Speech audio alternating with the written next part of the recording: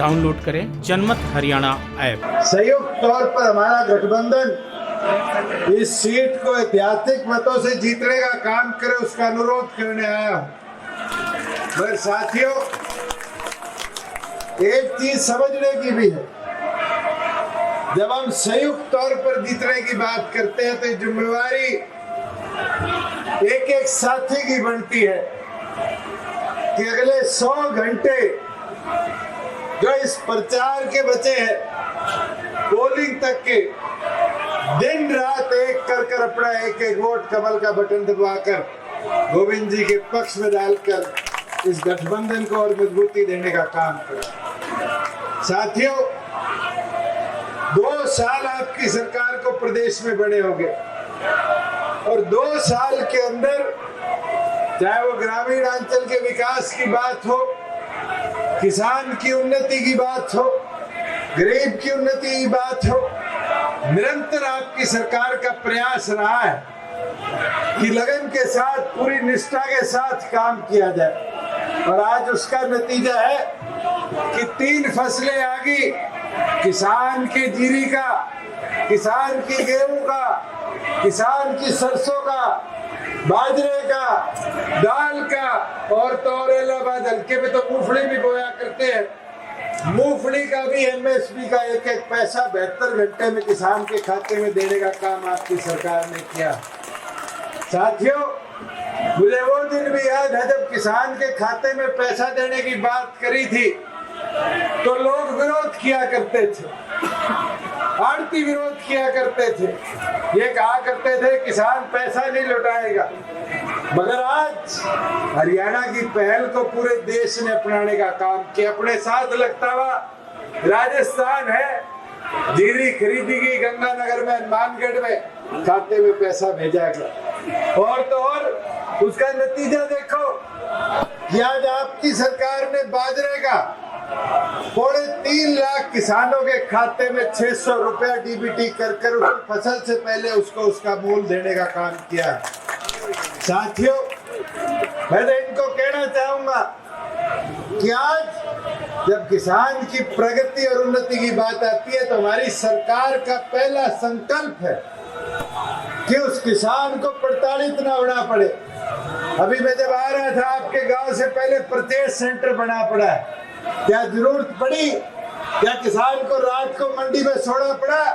ये व्यवस्था आपकी सरकार ने बनाई कि किसान को समाचार कर जिस दिन बुलाया जाता है, घंटों के अंदर उसकी फसल को खरीद कर आपकी सरकार उसको पूरा उसका मूल देने का काम करती है।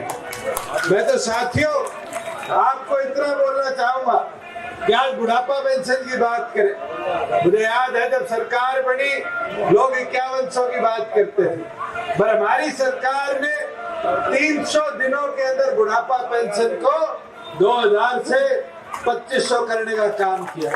और ये रुका नहीं है, जैसे जैसे आगे आपकी सरकार कदम बढ़ा रही है वैसे वैसे बुढ़ापा पेंशन दिन प्रतिदिन बढ़ते भी जाएगी।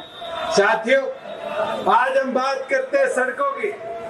अपने इस इलाके के अंदर पिछले वर्षों में जहाँ हमें सड़कों का विकास बड़ा लिमिटेड दिखा, आज पूरे हरियाणा प्रदेश के अंदर 2500 किलोमीटर सड़कें तो हमने प्रधानमंत्री ग्रामीण सड़क योजना के तहत बनाने का काम किया।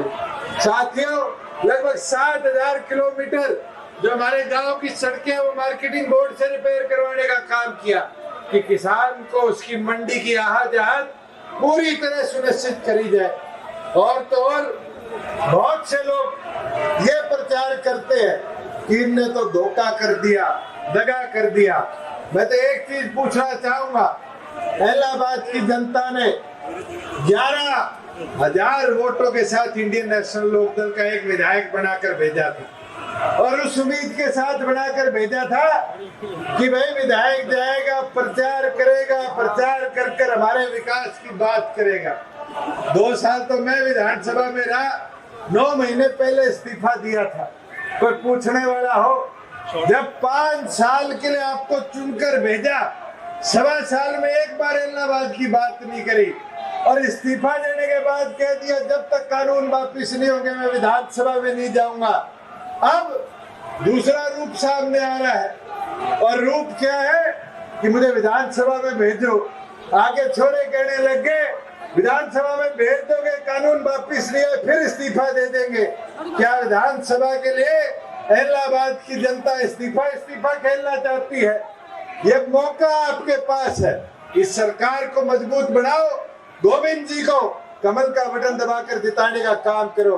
और ये विश्वास मैं दिलाता हूँ, मेरी जिम्मेवारी है कि इलाहाबाद के विकास के लिए पूरी तौर पर मैं उतारे रहूंगा।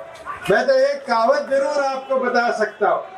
एक बार एक राजा ने प्रण लिया कि मैं सबसे मजबूत आदमी के अपनी छोरी ब्याहूंगा, और फिर उसके बारे में पूरे देश भर में भ्रमण करना शुरू कर दिया। घुमा फिरा के एक राजा मिला, और उस राजा के पास कहते थे 58 तोपें थी, 98 बंदूकें थी। राजा ने कहा ये तो तोप बंदूकों वाला आदमी है, छोरी दे दो। ब्याह करा दिया। राजा जंगल में शिकार करने चला गया। 1 महीने तक शिकार करता रहा। 1 महीने वापिस आया, आकर देखा रियासत तो खंडर हो चुकी थी। तो वहां पर आके पूछा कि क्या बात हुई, राजकुमारी के साथ जिसकी शादी हुई उस सेनापति ने प्रजा को संभालने का काम क्यों नहीं किया? तो साथियों, आगे से वजीरों ने क्या बोला? कहता महाराज एक चीज तो समझ आ गई, ये किसी को कुछ मानता नहीं, और यहाँ कोई इसको समझाने का काम करे इसको वो समझ आता नहीं। तो साथियों, आज के दिन इनेलो की हालत तो यही करी। चौटाला साहब तो जब 2013 में जेल में गए तो पूरा राजपाट सौंप कर गए, और ये सोच कर गए कि हमारे पीछे से पार्टी संगठन का विस्तार होगा। मगर कई पुराने साथी है यहाँ जिनने वो पीड़ा देखी है कि 7 साल के अंदर किस प्रकार से संगठन को तोड़ा गया। और बाद में जब साथी आए तो पहले मेरे को, फिर निशांत सिंह जी को, फिर लितानी जी को, फिर सरबजीत जी को, डॉक्टर साहब को, सबको पार्टी से निकालने का काम किया। मगर साथियों, ये चुनाव चौटाला साहब को बता सकता है कि जो सेनापति को चौटाला साहब ने चुनने का काम किया था वो तोप तलवारों वाला तो हो सकता है, पर प्रजा की चिंता करने वाला नहीं हो सकता। साथियों, आज बताना पड़ेगा आपको वोट की ताकत से चौटाला साहब को कि आपने जिस सेनापति को चुनने का काम किया था उसने किसी की सुनी नहीं, और कोई सलाह देने का काम किया और सलाह को लेकर नहीं, अपनी मन मर्जी से संगठन को बर्बाद किया। मैं तो आपको एक चीज जरूर बताना चाहूंगा कि हमने दिन रात 2 साल में इस प्रदेश की उन्नति और विकास के लिए काम किया है, और हमारा प्रयास रहा है कि ग्रामीण अंचल और सशक्त हो और मजबूत हो। और अगर आप चाहते हो कि इलाहाबाद का आधा इलाका जो स्वयं प्रभावित है वहाँ खेती लायक व्यवस्था बनाई जाए, आधे गांव जहाँ पानी की किल्लत है वहाँ पानी पूरी मात्रा में पहुँचाया जाए, तो आपको अपना एक एक कीमती वोट पूरी मेहनत और लगन के साथ गोविंद जी को देकर उनको विधानसभा में चुनकर अपना नुमाइंदा बनाना पड़ेगा। चुनकर गोविंद जी को भेजो, जिम्मेवारी मेरी है। साथियों, विधानसभा के माध्यम से भी आपके कामों को करवाने का काम मैं करूंगा। ये सोच लियो गोविंद जी को चुनाव को नहीं, वो चुनाव मेरो है, और थे दुष्यंत बन के चुनाव में लड़ना है। मैं तो थाने यही चीज बोलना आयो कि अब थारी जिम्मेवारी है कि आज सारा मैदान में उतर जाओ, पूरी मेहनत लगन लग दो। लोग तो विरोध करता रहेगा, लोगों की तो आदत होगी है, 1 साल तो मैंने देखने तो हो गयो। क्या बात है, कानून वापस कर लो। कौन सा है? बेरो कोनी। कानून में है कौन? बेरो कोनी। के करेगा? बेरो कोनी। ये बारी एक चीज बताओ थाने, मेरे कहने बारी बारी नायब जी को फोन आयो कि जी मंडिया में जीरी यूपी वाली खोल दो, पंजाब वाली खोल दो। नए कानून में तो मंडिया खुलेगी, मगर खुद पंगो लेके पुरानो कानून लागू रख दियो और पुराने कानून मंडिया में आवाजाही बंद होगी। अपना आधा साथ लगता हुआ आड़ती आज के दिन मारा गया। साथियों, आड़ती है पीछा इकट्ठा करके दिया, कहता घूमता कि वो तो कालो कानून मंडिया में बंद लगा दोगे। कोई 1 साल में 1 मंडी के तालों लगे हो तो बताओ। आज तक रातों चाला है, मंडी को निकाला है, पहला बेहतर चाला है, और पहला अच्छी तरह प्रोक्योरमेंट प्रदेश में हुआ है। मैं तो आज थाऊ एक ही रिक्वेस्ट करूं कि समझण की बात है, लोग कई अटे खराब माहौल करे पर माहौल खराब थे को नहीं होने देना, मजबूती और डट के थे लड़ाई लड़नी। बूथ संभालने वाले थे, बूथ संभाल गया 30 तारीख ने, तो 2 तारीख ने गोविंद जी ने मैं विधानसभा के अंदर सदस्य इलाहाबाद को देखा।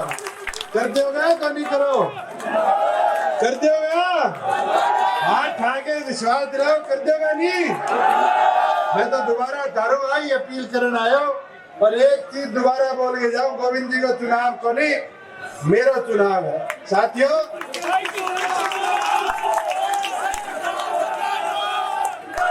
डांट लेगा नहीं मोर्चो, बता दो डांट लेगा तो सारे विश्वास पर छोड़ के बोल के न जाओ कि थे सारा मिल गए इस जिम्मेवारी ने संभालो। और मैं मेरी भैया बड्डी को पूछ रही हूँ, संभालोगी नहीं? थे संभालोगी नहीं मोर्चो? देख लो, गीत गाना शुरू कर दो, गांव में जीतेगा। और बेरो चाल दो चाहिए एनएलओ ने, कांग्रेस ने, कि अब सारी टीम पूरे जोर शोर मैदान में उतर गई है। राजनीति के आगे, राजनीति के पीछे, हर हलचल को जानने के लिए हमारे YouTube चैनल जनमत हरियाणा को लाइक करें, सब्सक्राइब करें और अपडेट रहने के लिए बेल आइकन दबाना ना भूलें। देखते रहें जनमत हरियाणा, सच के अलावा कुछ भी नहीं।